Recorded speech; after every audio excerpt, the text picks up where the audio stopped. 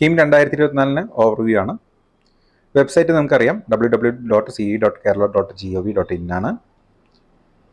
അത് തുറന്നു കഴിഞ്ഞാൽ നമുക്ക് ആദ്യം നമ്മൾ നോക്കേണ്ടത് പ്രോസ്പെക്ടസ് ആണ്. ഡൗൺലോഡ് ചെയ്യാനായിട്ട് ലെഫ്റ്റ് സൈഡിൽ ഏറ്റവും ആദ്യം തന്നെ കാണാനായിട്ട് പറ്റും.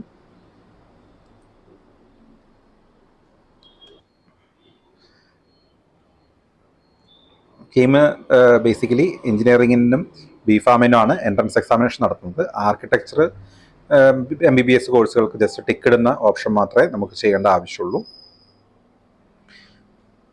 നമുക്ക് ഒറ്റ ഒരു വ്യൂവിൽ നമുക്ക് എല്ലാ കാര്യങ്ങളും 27/3/2024 ഓൺലൈൻ ആപ്ലിക്കേഷൻ സബ്മിറ്റ് ചെയ്യാനുള്ള സ്റ്റാർട്ട് ചെയ്തത്. ലാസ്റ്റ് ഡേറ്റ് ആണ് നിങ്ങൾ ശ്രദ്ധിക്കേണ്ടത് 17/4/2024 വരെയാണ്. അത് കൃത്യം 5 മണിക്ക് തന്നെ പോർട്ടൽ ക്ലോസ് ആവുന്നതാണ്. Online submission of supporting documents അത് കൃത്യമായിട്ട് ശ്രദ്ധിക്കുക. 24/4/2024 വരെ സാധിക്കുന്നതാണ്. അഡ്മിറ്റ് കാർഡ് ഇപ്പോഴത്തെ രീതി അനുസരിച്ച് 20/5/2024 തൊട്ടിട്ടാണ് അഡ്മിറ്റ് കാർഡ് ഡൗൺലോഡ് ചെയ്യാൻ പറ്റുന്നത്.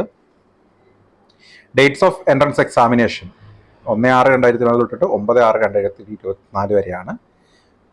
ക്വസ്റ്റ്യൻ പേപ്പറിൻ്റെ പാറ്റേൺ അടക്കം നടത്തുന്ന രീതി അടക്കം വളരെ വ്യത്യാസങ്ങളുണ്ട് ഈ പ്രാവശ്യത്തെ എൻട്രൻസ് എക്സാമിനേഷന്. വരുന്ന വീഡിയോസിൽ നമ്മളത് കൃത്യമായിട്ട് പറയുന്നതാണ്.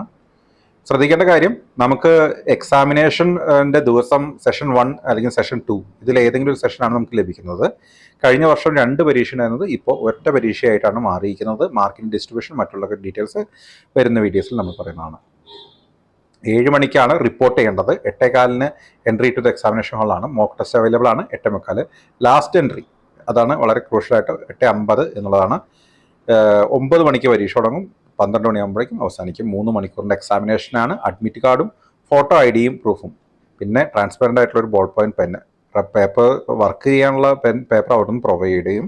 പെന്ന് നമുക്ക് കൊണ്ടുപോകാം. അപ്പോൾ ഇത് കൃത്യമായിട്ട് നിങ്ങൾ ശ്രദ്ധിക്കുക. അതായത് ഈ പ്രാവശ്യത്തെ ഡേറ്റുകൾ ആദ്യം നിങ്ങൾ ഓർമ്മിച്ചെടുക്കുക. ഓൺലൈൻ അപേക്ഷ സമർപ്പിക്കുന്നതിന് വേണ്ട ഡോക്യുമെൻറ്റ്സ് മറ്റുള്ള ഡീറ്റെയിൽസ് നമ്മളുടെ വീഡിയോസിൽ അവൈലബിൾ ആണ്.